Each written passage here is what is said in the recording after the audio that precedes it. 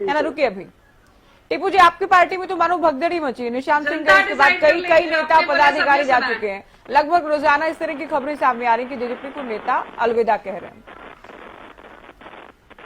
Debate का जो opening थी वो भी यही थी कि एनएलडी ने 3 सीटें डिक्लेयर करी और जेजेपी में भगदड़ मच गई। और जैसे ही आपने मेरे से सवाल किया तब भी ओपनिंग आपकी यही है कि आपकी तो पार्टी में भगदड़ मच गई है। मैं आपको पहले तो ये बताना चाहूंगा कि जननायक जनता पार्टी ने इस लोकसभा चुनाव में 5 लोकसभा सीटों पर अपने उम्मीदवार उतार दिए हैं और बहुत मजबूत और सशक्त उम्मीदवार उतारे। और मैं आपको ये बताना चाहूंगी, कल हमारी रिपोर्ट में हमने इस बात को शामिल कर लिया था। कल दूसरे प्रवक्ता थे आपके यहाँ से, इन्होंने 3 आज अनाउंस की है, इसलिए हमने अपनी रिपोर्ट में इस बात को जगह दी है। ठीक है, बची हुई 5 सीटों पर हम अपने उम्मीदवार जल्दी उतार देंगे, कल उतार देंगे या परसों उतार देंगे, ये हो जाएगा। अभी बात करते हैं भगदड़ की। आपने कहा जननायक जनता पार्टी को कई नेता छोड़ करके गए हैं। भाई नो डाउट जननायक जनता पार्टी को भी छोड़ करके गए हैं। भारतीय जनता पार्टी के सिटिंग एमपी भी बीजेपी को छोड़ करके कांग्रेस में गए हैं। एनएलडी से भी जो नेता है वो छोड़ करके जेजेपी ज्वाइन की है। और अनेक पार्टियों में जो कार्यकर्ता है वो दूसरी पार्टियों से हमारे पास भी आए और हमारी पार्टी के दूसरी पार्टियों में भी गए हैं। ये तो लोकतंत्र है। चुनाव के समय पर अक्सर ये चीजें देखने को मिलती है और ये चीजें रूटीन में है और ये चीजें चलती रहेंगी। इस पर कोई रोक नहीं लगा सकता।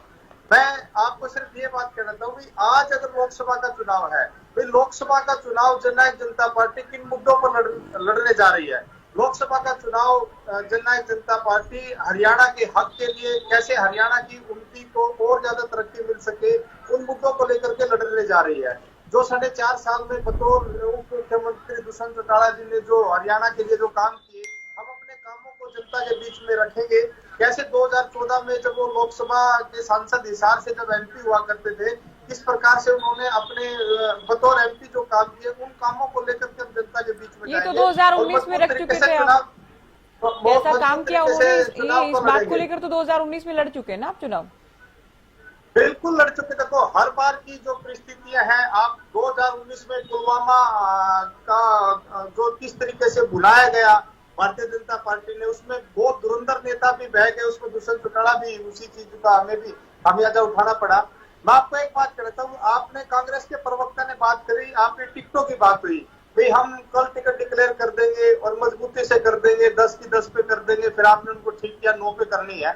मैं आपको एक बात कहना चाहता हूँ कि 9 लोकसभा की टिकटों पे कांग्रेस राष्ट्रीय पार्टी है। आज कांग्रेस के पास ना तो अपना कोई संगठन है, कोई संगठन नहीं बना पाए पिछले 8-10 सालों में।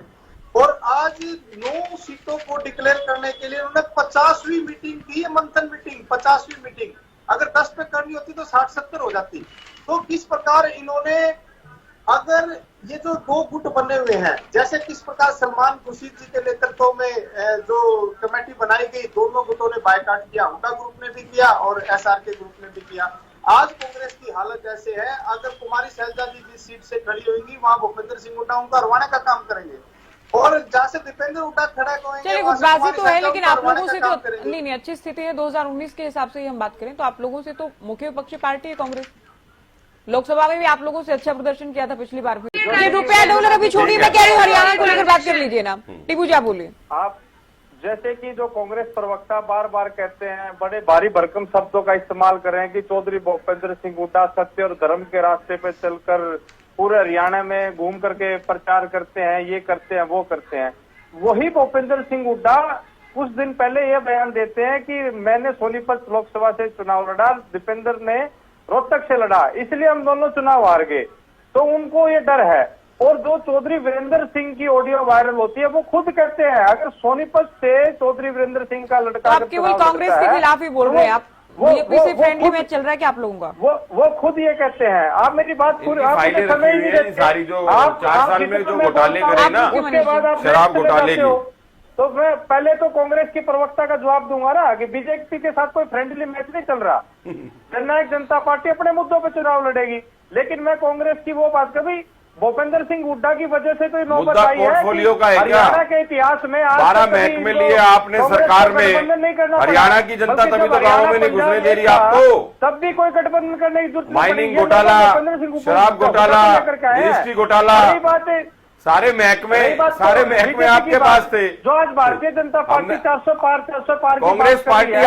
आपके लिए बोलना ही नहीं चाहते। हरियाणा की जनता आपको आईना दिखा देगी। हमारे को ज्यादा समय आपके लिए बोलने के लिए कोई है ही नहीं आपके लिए।